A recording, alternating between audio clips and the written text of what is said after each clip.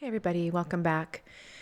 Today we're going to be talking about just some basic, really simple things to remember when it comes to loss for you of a loved one, or some big losses in general, and what the following year needs to kind of consider during that time. Hi, my name is Abigail. I'm here to normalize these conversations and education about death and dying so we die better at the end of life and continue to use death as the valuable tool that it is to bring more meaning into our lives.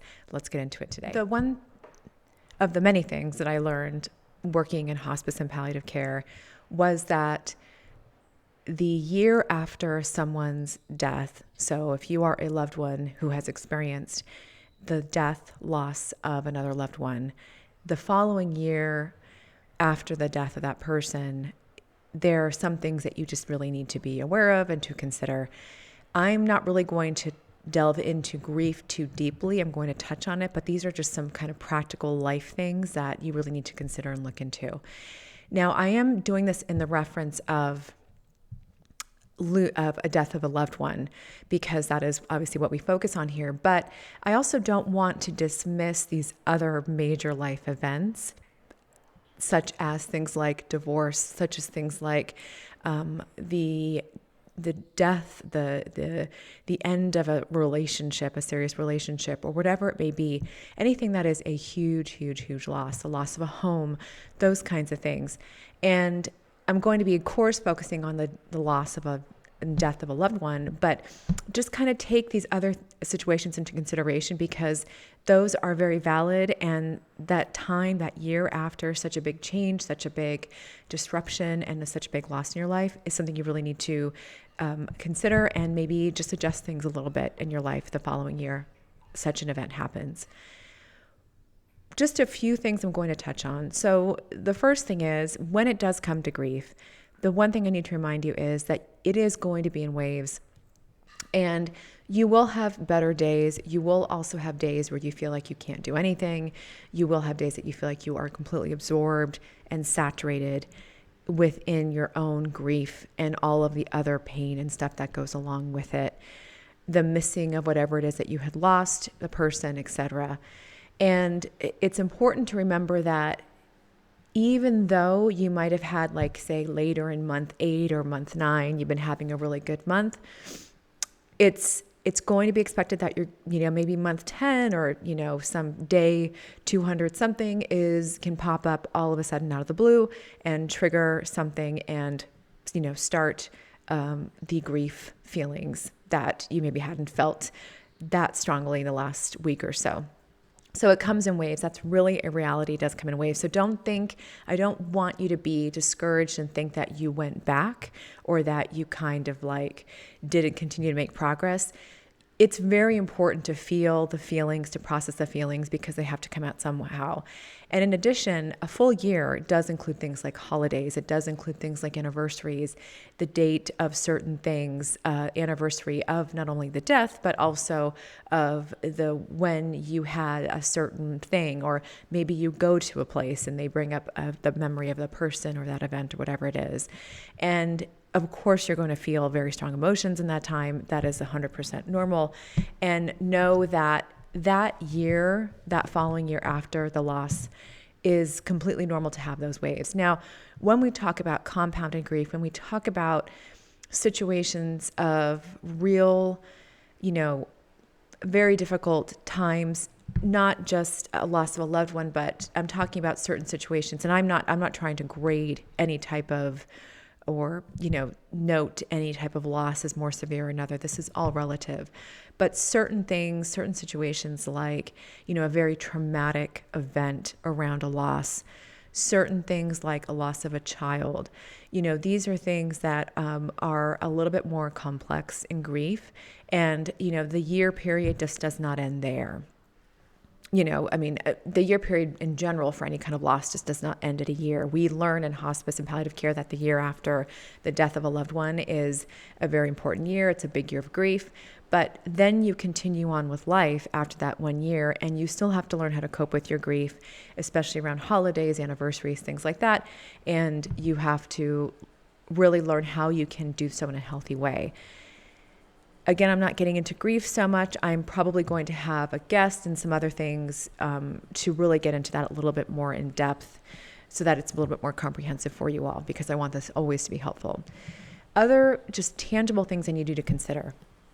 The year after this big loss, you get a pass. And what I mean by that is you just do whatever you need to do to get through the day to help you feel better. Now, that doesn't mean to go and get into drugs and do all this kind of stuff. No, I'm not talking about that. At that point, you're trying to self-soothe, and you need to learn how to maybe go to therapy or seek the support, go to support groups, things like that, to get the type of healthy type of behaviors down that are going to help you actually cope with things. But what I mean by that is you just say what it is that you need, and people need to understand. And if they don't, that's their problem. But people usually try to understand that, you can't come to a certain event because you're dealing with the loss right now. So you do whatever it is that you need, whether it is a blanket auto response email to emails or to texts or to voicemails, whatever it is. You do whatever that you need to do to establish your needs and those boundaries around the fact that you are grieving at this time and you need either some space/understanding, some support, whatever it is. Reach out to your friends, social media, whatever it is that you need to do. But you get a pass. You really need to do whatever you need to do at that year. The other really, really important thing that is just as important as all this is avoid making really major life decisions within that year. The reason why I say this is because you are still processing your grief. You're still trying to figure out and put things together in your head and in your heart. And when you're in that state, your mind is really cognitively, physically, just drained and exhausted. And I'm talking about physically, and I'm talking about emotional and mental capacities as well. I'm not saying that there's anything wrong with you. This is a very common thing after grief and when you're dealing with a lot of stress. The human body does not prioritize executive function when there is other forms of stress happening within the body. So executive function is just not as important because it's trying to make sure that your heart is still beating, your lungs are still breathing, your blood is still flowing, all those things. You could end up having digestive problems, things like that. Biological females could have issues with their menstruation, things like that, because those aren't priorities, such as the things that actually keep you alive. So that's very common in just stress talk in general. But to really try to avoid making big decisions, especially when it comes to financial things like buying a house, selling a house, investing in a really big thing, things like that. Because again, you're at the point right now in this first year, especially where things are really delicate, things are a little bit more fragile. And this is appropriate. This is normal. This is actually very healthy, especially if you're really making an effort to process your emotions. Your executive function is just not going to be there. And you may be having decisions that are made that could impact you negatively down the road. So this is all I'm going to talk about today, because if you're watching this, especially after seeing or after experiencing the loss of a loved one, you're already exhausted and you don't have the mental capacity here. I'm even worried about the number of words that I used in between things. But so just to, again, recap, the year after the big loss, especially the death of a loved one, your emotions are going to come in waves. Your grief is going to come in waves. Don't think that you went backwards if you had a good couple days and then you feel immense grief again. After a point of a year, there are other additional things that you really want to look into in terms of building healthy habits to continue to deal with the grief and experience the grief that you're going to experience. Things that can really make grief more complex, such as really traumatic events. You really need to ensure that in that year of grief and afterwards that you are seeking the support, whether it's through support groups. You can find them online. Hospices, your local hospices in your area can also point you in the right direction. If you are working with a hospice in particular, I should have said this at first, they should be able to give you resources. I mean, they're supposed to be following up with you after a year, and they should be able to give you additional resources should you need that.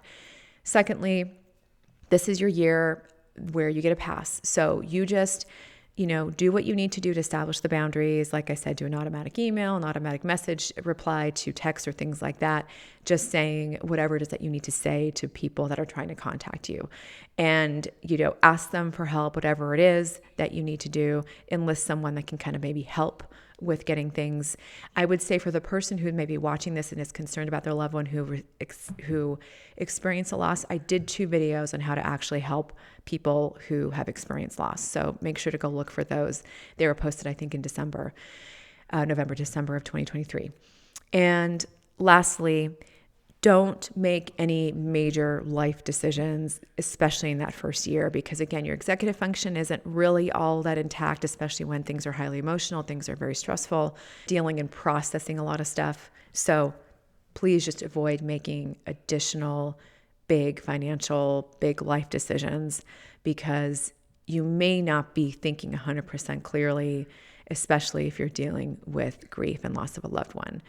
I really hope that whatever it is that you are experiencing a loss from, that you are able to process whatever you need to process, because that's very healthy, and that you get all the support you need.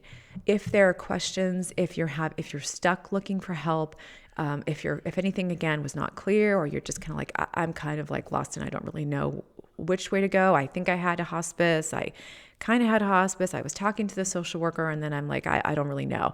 So I'm just kind of lost. If you're overwhelmed, of course, just send me a message. I read all the messages, and I'm more than happy to help you in any way that I can in terms of getting the resources that you need. All right. Thank you so much. Let's continue these conversations and education about death and dying, so we make sure we die better at end of life in all things life and death. And I will talk to you soon. I'll talk to you soon, and just am thinking about you and really wishing the best for you. Take care.